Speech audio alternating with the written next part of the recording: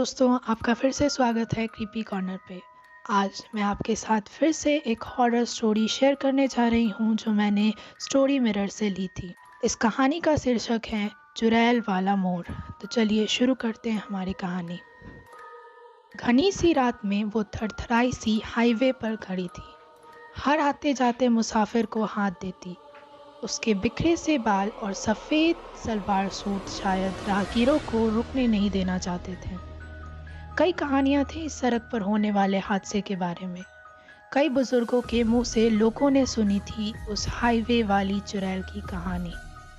सफ़ेद से कपड़े में वो लोगों को हाथ देती थी, उनकी गाड़ियों में बैठती और फिर अगले चौराहे पे उस गाड़ी का एक्सीडेंट हो जाता। हालांकि सबूत तो कोई न था, पर हर साल 25 कारें यहाँ अपने मालिक को लील लेती थी। हर कोई इसे चुड़ैल वाला मोड़ के नाम से जानता था। ऐसी जगह पर एक लड़की का होना किसी को हजम नहीं था। कारें गुजर रही थी और वो हर कार को हाथ हिलाकर रोकने की कोशिश में लगी थी, पर कोई भी कार रुकती न थी। रात के करीब 1 बजे एक सफ़ेद रंग की स्कॉर्पियो उस लड़की को देखकर रुकी। रुकी हुई उस कार को देखकर वो उठी और लड़खड़ाते चाल के साथ उस गाड़ी की तरफ बढ़ी। उसकी चाल कुछ अलग थी। तिरछे से पड़ते कदमों ने गाड़ी वाले की हिम्मत छीन ली और वो लड़की फिर से जाकर उसी पत्थर पर बैठ गई। पुलिस वाले भी 10 बजे के बाद उस सड़क पर नहीं आते थे। संकेत अपनी कार में पुरानी फिल्मों के गाने बजाता हुआ उस मोड़ के करीब था कि गाड़ी हिचकोले खाने लगी। झटके से लेते हुए ठीक उसी जगह पर रुकी जहां वो सफ़ेद सूट वाली लड़की बैठी थी। उसने भी सुन रखा था उस चुड़ैल के बारे में। गाड़ी रुकते ही उसकी धड़कन पहले तो एक पल के लिए रुकी, फिर बेतहाशा दौड़नी सी लगी।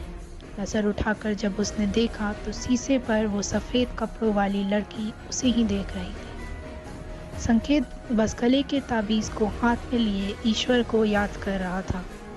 संकेत की हिम्मत भी नहीं पड़ रही थी कि वो उस ओर देख भी पाए।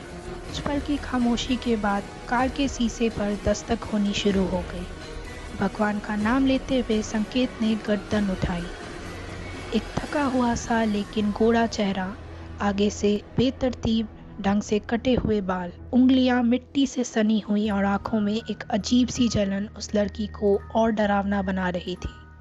संकेत ने फिर से अपनी गाड़ी की चाबी घुमाई, पर वो पुरानी कार घर घर करके बुझ गई। संकेत ने फिर से लड़की की तरफ देखा। वो अब भी शीशे पर घबराई हुई सी दस्तक दे रही थी। एक पल के लिए संकेत के मन में ख्याल आया कि कहीं मुसीबत में फंसी कोई लड़की ही तो नहीं, पर डर की जो कहानियाँ उसने सुनी थी वो उसे चीख चीख कर यहाँ से निकल जाने का आदेश दे रही थी। कुछ पल दिमागी जहोजत के बाद संकेत ने शीशा नीचे कर दिया। दोस्तों, इस वीडियो का पार्ट 2 जल्द ही आने वाला है। तब तक आप हमारे चैनल को सब्सक्राइब कर दें अगर आपने नहीं किया है तो, और बेल आइकन ज़रूर दबाएं।